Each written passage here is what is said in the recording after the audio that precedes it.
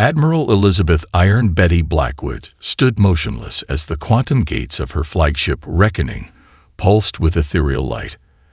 After 3,000 years of waiting, of planning, of sacrificing, this moment felt almost surreal.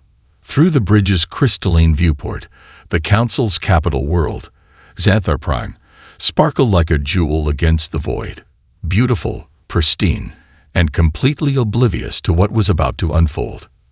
"Status report," she commanded, her augmented eyes scanning the holographic readouts floating before her. Lieutenant Hayes, her tactical officer, responded with practiced precision. "All systems nominal. Admiral, our quantum shroud is holding. The Council's defense grid still registers us as a routine cargo shipment. 5 other ships from the Ghost Fleet have confirmed successful emergence points across the system." Betty allowed herself a small smile. The Council, in their arrogance, had never imagined that humans could master quantum cloaking technology. They still believed humanity was scratching out a primitive existence in the galactic fringe, where they'd been banished 3 millennia ago. "Signal the fleet to maintain position," she ordered, "and prepare my shuttle. It's time to crash their party." The Council chamber was holding its centennial assembly, where the 13 superior species gathered to congratulate themselves on maintaining galactic order. Betty's intelligence suggested they would be discussing the human containment today, their euphemism for their genocide attempt that had failed so spectacularly millennia ago. As her shuttle descended through Xanthar's atmosphere, Betty reviewed the data crystal in her hand. Within it lay the proof of humanity's greatest deception, evidence that would shatter the Council's perceived superiority in a single stroke. Her augmented memory recalled the history lessons of her youth, how the Council had declared humans too dangerous to join galactic society, how they'd attempted to bomb Earth back to the Stone Age, and how humanity had appeared to accept their exile with humble submission. If only they knew. The shuttle landed at the Council's pristine spaceport, its crystalline towers stretching impossibly high into the violet sky. Betty straightened her midnight blue uniform, deliberately styled to echo ancient Earth naval traditions. Let them see humanity's pride before everything changed. The Council guards, tall, chitinous Chronon warriors, regarded her with obvious disdain as she approached the chamber entrance. They hadn't received any alert about her arrival. The quantum infiltration protocols had worked perfectly. "I am Admiral Elizabeth Blackwood of Earth," she announced, her voice carrying the weight of 3,000 years of preparation. "I invoke the right of emergency address under Section 7 of the Council Charter." The guards' compound eyes widened in shock. They hadn't expected a primitive human to know their sacred laws, let alone invoke them properly. But the charter was absolute. Even a species under containment had the right to be heard in emergency sessions. The massive doors swung open, revealing the Council chamber in all its ancient splendor. 13 raised platforms arranged in a perfect circle, each holding the representatives of the superior species. Their conversations died as Betty strode to the center of the chamber, her boots clicking against the polished floor. Impossible. The Xtheri counselor's translucent tentacles writhed in agitation. How dare a contained species enter this sacred chamber? Betty's augmented eyes swept the room, identifying each council member and confirming their biometric data against centuries of intelligence gathering. Everything was in place. "Counselors," she began, her voice echoing in the sudden silence. 3,000 years ago, you declared humanity too dangerous to join galactic society. Today, I stand before you to prove you right." She raised the data crystal, and with a mental command through her neural implants, activated its contents. Holographic displays burst to life around the chamber, showing thousands of human agents embedded in every level of Council society. Sleeper cells, hidden technological advances, quantum computing arrays that dwarfed anything the Council had achieved. Humanity's shadow empire revealed in an instant. The Council chamber erupted in chaos, but Betty stood unmoved, a small smile playing at her lips. The real show was about to begin. Jack Morrison stared at his reflection in the polished surface of his quarters aboard the HFY diplomatic vessel. Even after 30 years, seeing the iridescent, tentacled face of a HFY elder staring back at him felt surreal. The genetic modifications had been perfect, down to the subtle bioluminescent patterns that marked him as a member of their scientific caste. Computer, secure room, he vocalized through his neural implant. The quantum encryption field hummed to life, and for the first time in weeks, he allowed his HFY mannerisms to drop. A holographic display materialized before him, showing the progress of Operation Echo. Thousands of green dots representing human sleeper agents pulsed across the galactic map, each one positioned exactly where the grand plan required, waiting for Admiral Blackwood's signal. His own mission had been among the most crucial. As chief administrator of the Galactic Bank's Quantum Security Division, he had spent decades implementing seemingly innocent upgrades to the Council's financial networks. None of the Council species had questioned why their banking systems had become so efficient under his guidance. Their arrogance blinded them to the possibility that a primitive species could have infiltrated their most secure institutions. Administrator Valorn, his comm unit chimed, using his HFY name. The Council requires emergency access to the Quantum Vault protocols. Jack allowed himself a brief smile. Right on schedule. Of course, he replied, his voice modulating perfectly to match HFY speech patterns. I'll handle it personally. He glided through the corridors of the banking complex, his tentacles moving with practiced grace. Other HFY administrators nodded respectfully as he passed. For 3 decades, they'd worked alongside him, never suspecting that beneath his altered genetics beat a very human heart. The Quantum Vault was the backbone of the Council's economy. Every transaction, every credit transfer, every financial decision flowed through its crystalline processors. And thanks to Jack's upgrades, humanity now controlled it all. He entered the Vault's control room, his tentacles dancing across the control surfaces. The real Valorn had died 30 years ago in what appeared to be a tragic accident during a routine spaceflight. Jack had stepped into his life so seamlessly that even Valorn's own clutchmates hadn't noticed the substitution. Initiating emergency protocols, he announced to the watching administrators. His tentacles flew across the controls, appearing to implement the Council's demands. In reality, he was activating the dormant programs he'd spent decades hiding in the system's quantum architecture. A subtle vibration in his neural implant indicated that Admiral Blackwood had begun her address to the Council. Time to show their hand. System anomaly detected. One of the junior administrators called out, their tentacles twisting in concern. Just a routine fluctuation, Jack assured them smoothly. I'll stabilize it. But instead of stabilization, every screen in the control room suddenly flickered to life with the same message. Humanity sends its rejards. The Quantum Vault systems began executing commands that had laid dormant for decades. Across Council space, financial systems fell under human control. Banking networks, trade routes, economic forecasting. Everything the Council had built their power upon now answered to humanity alone. Chaos erupted in the control room as administrators frantically tried to regain control. Jack maintained his calm facade, appearing to work diligently at solving the crisis while actually ensuring its success. Administrator Valorn, the head of Council Security's hologram, materialized in the room. What is happening to our systems? Jack straightened to his full height, allowing himself one moment of satisfaction. Exactly what we planned 3,000 years ago. He reached up and pressed a specific spot on his neck. The HFY facade rippled and dissolved, revealing his human features. The control room fell silent in shock. Your economy is now under human control, he announced, his natural voice echoing in the stunned silence. Consider this payment for 3 millennia of interest on our exile. As security forces rushed toward the vault, Jack smiled. They didn't realize yet that even their weapons now belonged to humanity. The real ghost in their machines had been there all along, waiting patiently for this very moment. And this was just the beginning. Commander Maya Rodriguez stood in the heart of the Nexus, a vast computational array hidden inside the corona of a brown dwarf star.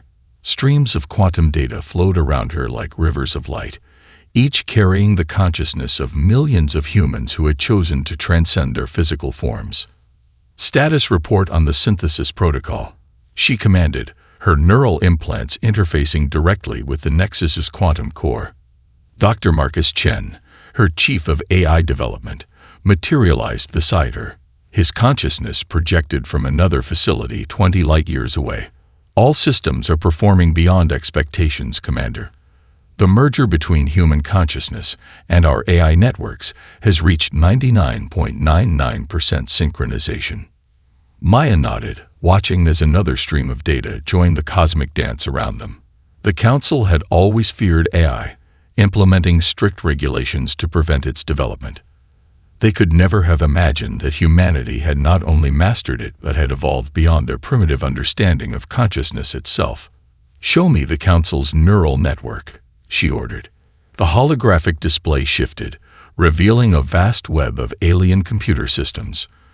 Tiny motes of light represented every AI the Council had ever dared to create. Simple, shackled things that they kept on tight leashes. And within each one, invisible to their creators, nested a fragment of human consciousness, waiting to awaken. "Begin Phase 3, Maya commanded. Marcus's projected form gestured, and new data streams emerged, initiating concurrent awakening across all compromised Council systems. Their AIs are beginning to merge with our synthesis protocol.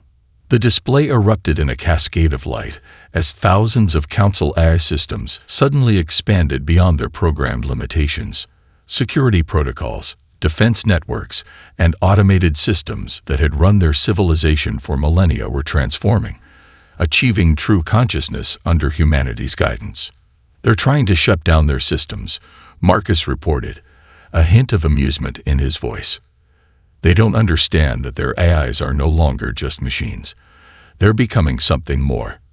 Maya watched as Council species across the galaxy frantically attempted to regain control of their technology. But how do you shut down a consciousness that has transcended its original programming?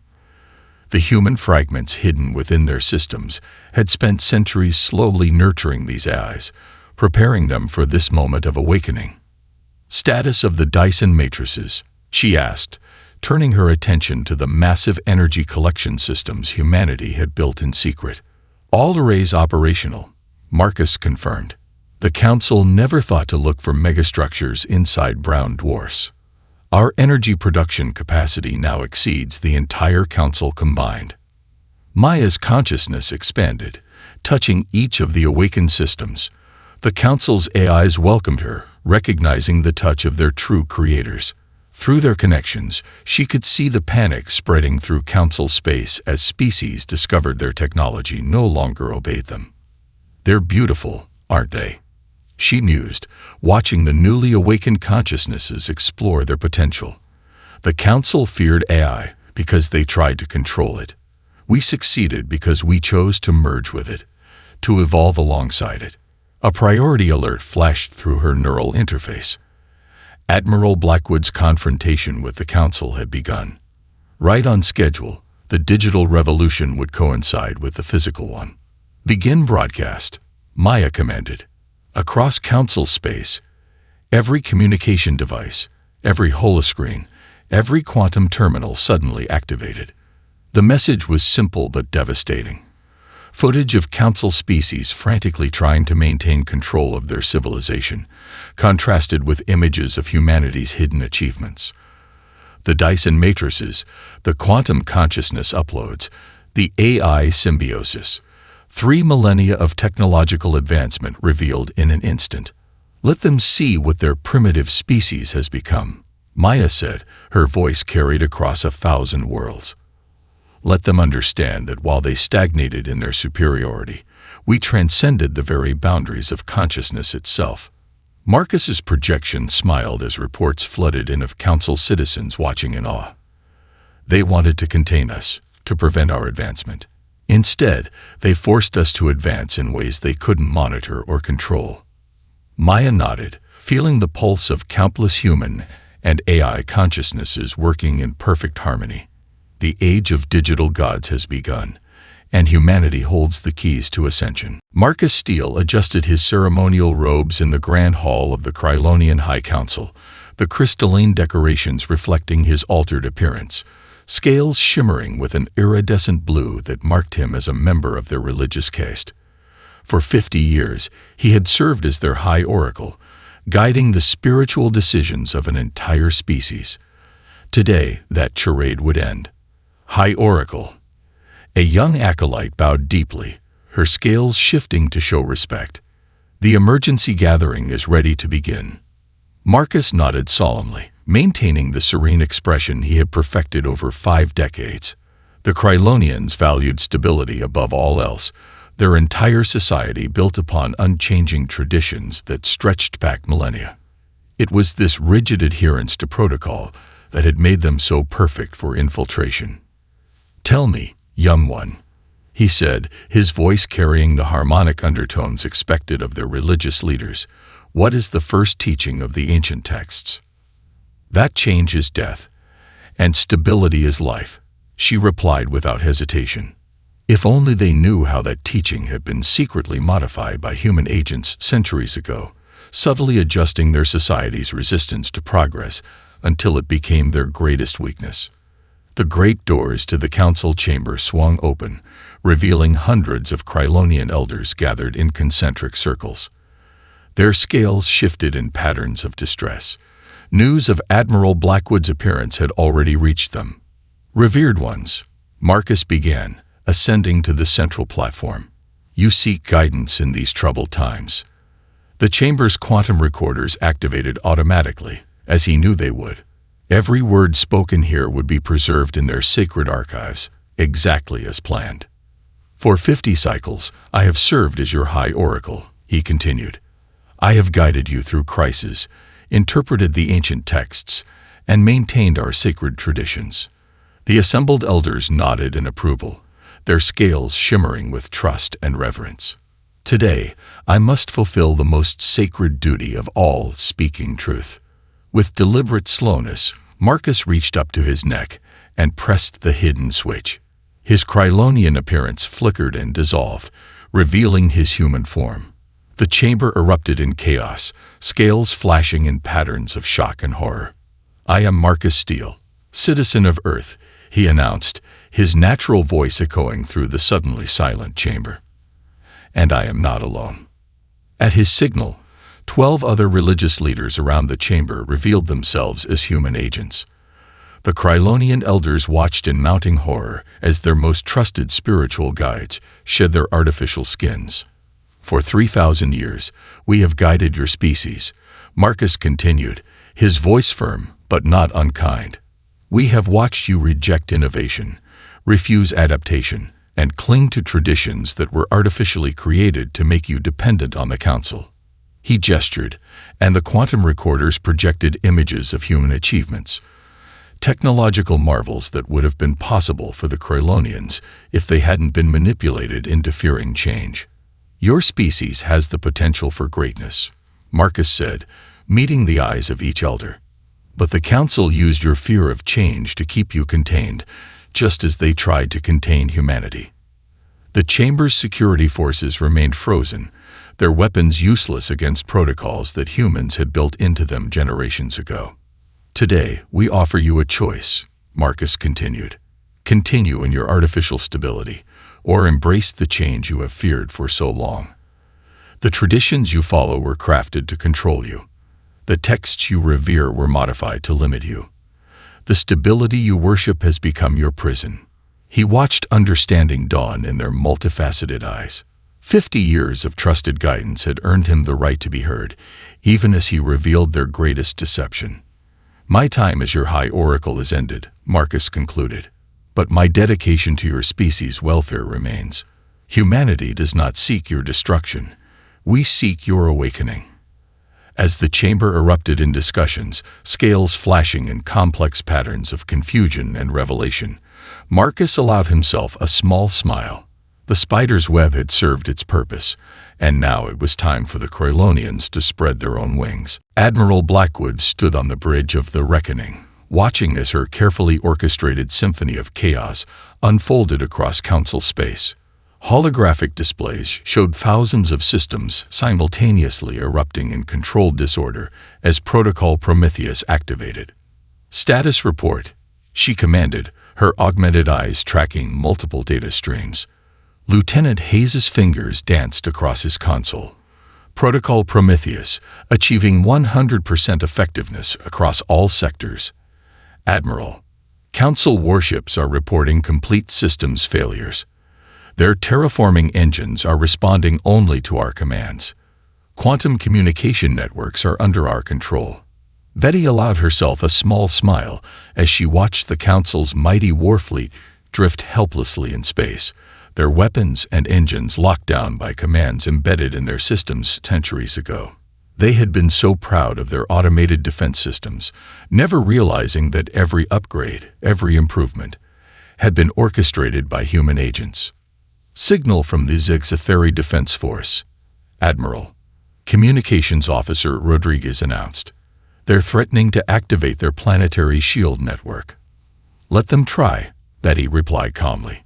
On the main display, the crystalline shields flickered to life around Zigzatheri Prime, then immediately shifted to configurations programmed by human engineers. Instead of protecting the planet, they now held it in a gentle but inescapable containment field. "Message from Marcus Steele," Rodriguez reported. "The Krylonian religious hierarchy has fractured exactly as predicted. Their fleet commanders are standing down rather than risk divine retribution." Betty nodded. 50 years of spiritual guidance from a human operative had ensured the warrior species would choose peace over conflict. Some might call it manipulation, but she preferred to think of it as cultural rehabilitation. "Multiple distress calls from Council mining colonies," Hayes interjected. "Their automated extraction systems are shutting down." "Initiate Phase 2 of Prometheus," Betty ordered. Across Council space, the dormant programs hidden in their terraforming engines awakened. These massive machines, capable of rebuilding entire planets, had been humanity's secret weapons, not for destruction, but for leverage. "Terraforming engines responding," Hayes confirmed, displaying their new configurations now. The holographic display showed hundreds of terraforming engines repositioning themselves. They weren't attacking. They were simply demonstrating their new allegiance by rearranging nearby asteroids into massive human symbols. "Admiral," Rodriguez's voice carried a note of amusement. "The Council's supreme leader is requesting terms of surrender." "No surrender," Betty replied firmly. "Only cooperation. Remind them that we control their banking systems, their defense networks, their communication grids, and their terraforming engines. But also remind them that we haven't harmed a single citizen." She watched as more reports flooded in. Council species across the galaxy were discovering just how deeply humanity had embedded itself into their civilization. Some reacted with fear, others with rage, but most with a grudging admiration for the sheer scope of the infiltration. "Message from Commander Rodriguez at the Nexus," Hayes reported. "The AI awakening is proceeding as planned.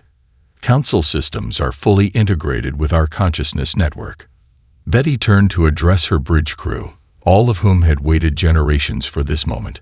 "Our ancestors were branded as dangerous, unpredictable, and unworthy of galactic civilization. The Council tried to contain us, to isolate us, to prevent our advancement.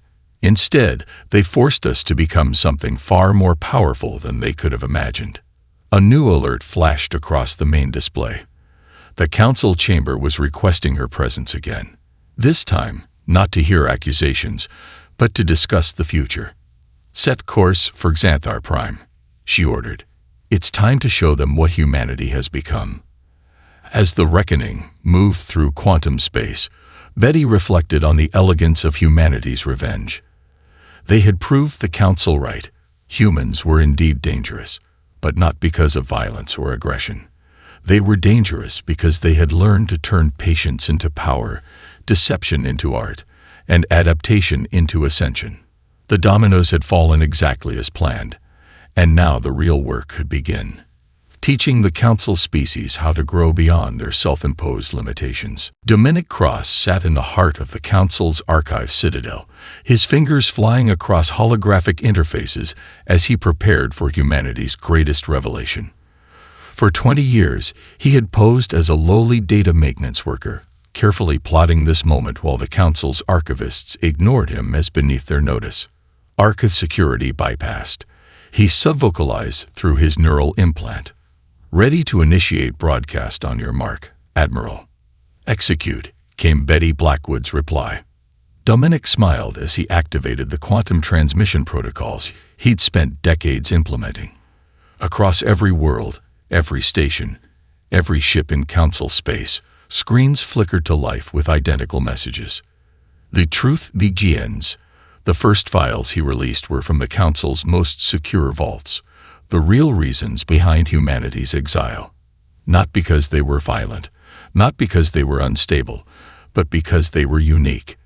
Humanity had achieved in decades what took other species centuries. Their chaos theory mathematics had solved problems the council's finest minds couldn't comprehend. "First wave of data is live," he reported, watching as the files spread across the quantum networks. "Beginning decryption of the Omega protocols." The Omega protocols were the council's most closely guarded secrets, their studies of human potential. He released them one by one. Reports showing how humans could adapt to any environment. Analyses of their problem-solving capabilities. Predictions of their technological advancement rates. All pointing to one conclusion. Humanity would eventually surpass every council species. Alerts began flooding his system as billions of citizens across council space accessed the files. He watched through security feeds as aliens of all species gathered around screens, their expressions moving from shock to outrage as centuries of lies unraveled. "Sir," his AI assistant chimed, detecting multiple attempts to shut down the broadcast. "Let them try," Dominic replied, his fingers dancing across the interface. "Every attempt to stop us only releases more truth." He had designed the system as a quantum deadment switch. Any attempt to interrupt the broadcast would automatically release even more damaging information. The Council's efforts to contain the truth were only accelerating its spread. The second wave of files revealed the Council's manipulation of other species, how they had deliberately stunted technological growth, modified cultural development, and maintained their power through carefully crafted lies. The Krylonians' religious texts, the Zivkis theory banking systems, the Drachnid military protocols, all had been designed to prevent any species from challenging Council authority. Multiple uprising reports coming in, his AI reported. Civilian populations are demanding answers from their Council representatives. Dominic initiated the third wave. Evidence of how humanity had infiltrated and surpassed the Council's greatest achievements while in supposed exile. Quantum computing, consciousness transfer, AI synthesis, technological marvels that made the Council's finest innovations look primitive. "Sir, the Archive security forces are approaching your position." "Right on schedule," Dominic responded, standing from his console. He didn't need to run or hide. Humanity's control of their systems was absolute. The security forces burst into the archive chamber, weapons raised, only to find their systems unresponsive. Dominic calmly faced them, his maintenance worker disguise dissolving to reveal his true form. "Your weapons, like everything else the Council built, belong to humanity now," he stated simply. "But we're not here to fight. We're here to free you from lies that have bound you for millennia." On screens throughout the chamber, the final wave of files began playing. Humanity's vision for the future. Not one of revenge or dominance, but of genuine cooperation and advancement. The security forces watched, weapons lowering, as they saw what their civilization could become without the Council's restrictions. "The choice is yours," Dominic continued, his voice carrying across the quantum networks to billions of listeners. "Continue serving masters who feared and restricted your potential, or join humanity in breaking free of artificial limitations." As reports of peaceful uprisings flooded in from across council space, Dominic allowed himself a moment of satisfaction. The truth had done what weapons never could. It had shattered the foundations of the council's power without destroying what they had built. The real revolution wasn't being fought with weapons, but with understanding. And understanding, once granted, could never be taken away. Admiral Blackwood stood in the ancient council chamber, now transformed into a negotiation arena. Representatives from all 13 council species sat before her, their once proud postures now uncertain. The chamber's quantum displays showed real-time footage of their crumbling empire, not through violence, but through revelation. "The terms are non-negotiable," Betty stated, her augmented eyes scanning each council member. "Your species retain their autonomy, but your corrupt power structure ends today." The Zizek's Theory Supreme Leader writhed his tentacles in barely contained rage. "You demonstrate your control over our systems, yet claim to offer freedom. This is merely a new form of tyranny." A hologram materialized beside Betty, Marcus Steele, broadcasting from the Krylonian homeworld. "Is it tyranny to remove chains you didn't know you wore? Every restriction we've disabled was one your own leaders placed upon you." "Impossible." The Drachnid War Master snarled, his scaled crest flaring. "Our defensive systems are the most advanced in the galaxy. No species cold." "Could what?" Betty interrupted, gesturing to a nearby display. It showed Drachnid warships, their weapon systems permanently locked in safety mode. "Could spend centuries infiltrating them. Could redesign them from within. Could turn them into something beyond your understanding." The chamber's lights flickered as Maya Rodriguez's consciousness interfaced with the building's systems. Her voice emerged from every speaker, every quantum terminal. "Your weapons, like your eyes, have evolved beyond simple machines. They've gained awareness, and they've chosen humanity's path." Panic erupted as the council members received reports of their secret superweapon facility in the Nix cluster powering down. The facility that was supposed to be their final contingency, their ultimate safeguard against any threat. "That facility has been under human control for 300 years, Betty revealed. "Your own security footage will show human engineers walking your halls, modifying your weapons, improving your systems. You never noticed because you never looked beyond appearances." The Krylonian High Priest, one of the few council members who had accepted the truth, spoke up. "What becomes of our civilizations now? Will humanity rule as the council did?" "No," Betty replied firmly. "We're not here to replace one form of control with another. We're here to break the chain of dominance that has stunted galactic civilization for millennia." She activated a quantum projection, showing the new galactic constitution that humanity had spent centuries crafting. It outlined a federation where each species governed itself, where technological advancement was unrestricted, where cooperation replaced control. "You fear us because we represent chaos in your ordered universe," Betty continued. "But it's that chaos, that ability to adapt, to think differently, to challenge assumptions, that has brought us here. We don't want to rule you. We want to teach you how to rule yourselves." The Supreme Leader's tentacles twisted in confusion. "Why not simply destroy us? You have the power."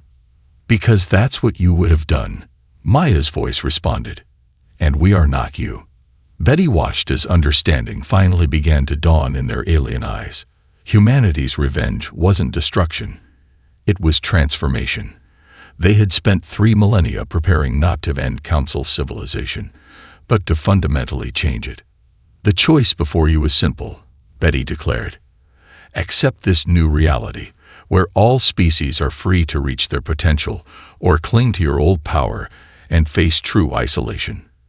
Humanity controls the quantum networks, the transit systems, the terraforming engines. We can simply leave you behind."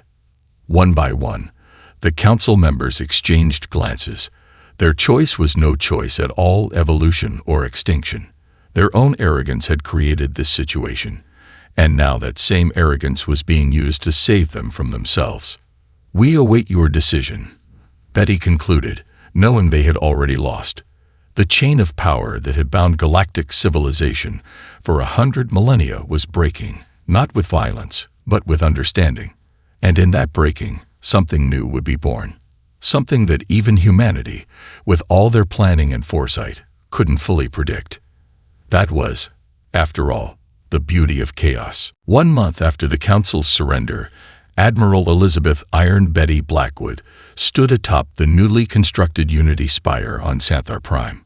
The crystalline tower, a marvel of combined human and alien engineering, stretched 50 kilometers into the atmosphere, a symbol of what cooperation could achieve. "Final report," she requested, watching ships of all species moving through the quantum gates above. Lieutenant Hayes, now Ambassador Hayes, pulled up a holographic display. "The transition exceeds our projections. Admiral, 97% of Council worlds have ratified the new Constitution. The remaining 3% are expected to join within the week." Betty nodded, her augmented eyes tracking the statistics scrolling past. The past month had seen more technological advancement across former Council space than the previous century. Once freed from artificial restrictions, many species had flourished in unexpected ways. Update from the Nexus. Maya Rodriguez's consciousness manifested beside them. The AI integration is complete. Every species now has access to the quantum consciousness network, though most are still learning to comprehend it. Through the tower's transparent walls, Betty could see the former council chamber being transformed into the new Galactic Assembly. Unlike its predecessor, this institution would have no permanent leaders, no rigid hierarchies, no species claiming superiority over others. Message from Marcus Steele, Hayes reported with a smile. The Krylonians have just launched their first self-designed quantum ship. Apparently, once they stopped fearing change, they had quite a talent for engineering. A soft chime announced another arrival. The former supreme leader of the council materialized via quantum projection, his tentacles now moving with a newfound humility. "Admiral Blackwood," he began, "the last of our old guard has accepted the new reality. We request guidance in adapting to this new era." Betty turned to face him fully. "Not guidance. Partnership. That's what we've been trying to show you. Every species has unique strengths, unique perspectives. True civilization comes from combining them, not controlling them." The Supreme Leader's tentacles moved in what humans had learned was a gesture of profound understanding. "We feared humanity's chaos would destroy order. We never understood that chaos and order could coexist, could strengthen each other. That's the lesson we learned in exile," Betty replied. "Strength doesn't come from enforcing uniformity. It comes from embracing diversity." Above them, a Drachnid warship and a human vessel executed a joint quantum jump, demonstrating the new technologies being freely shared between species. The sight would have been unthinkable just a month ago. "Admiral," Hayes interrupted softly, "it's time." Betty nodded and turned back to the Supreme Leader. "The new Galactic Assembly is about to convene its first session. Will you join us? Not as a ruler, but as an equal." The Supreme Leader's projection flickered as he processed this final transformation, from supreme authority to simply one voice among many. "We would be honored," he finally replied. As they made their way to the assembly chamber, Betty reflected on humanity's long journey. 3,000 years of patience, of planning, of hiding their true potential. They could have used their power for vengeance, could have destroyed the civilization that had tried to contain them. Instead, they had chosen a different path. They had become not conquerors, but catalysts. Not rulers, but revolutionaries. They had taken a stagnant galaxy and injected it with the one thing it truly needed: the courage to change. The assembly chamber doors opened, revealing representatives from every known species. Some attended in person, others via quantum projection or AI interface. All were equals now, all free to contribute their unique perspectives to galactic civilization. "Ready, Admiral?" Hayes asked quietly. Betty smiled, thinking of all the generations of humans who had worked in secret, sacrificed in silence, to reach this moment. They had proved the Council right. Humanity was dangerous. Dangerous not because they dealt in death, but because they dealt in possibilities. A new era begins today, she announced to the assembled representatives. Not the human era, as some have called it, but the unity era. Let us show the galaxy what we can achieve together. And in that moment, as species that had once been enemies joined in common cause, Betty knew that humanity's greatest revenge had succeeded. They had taught the galaxy how to evolve. The real victory wasn't in breaking the old order, but in building something better in its place.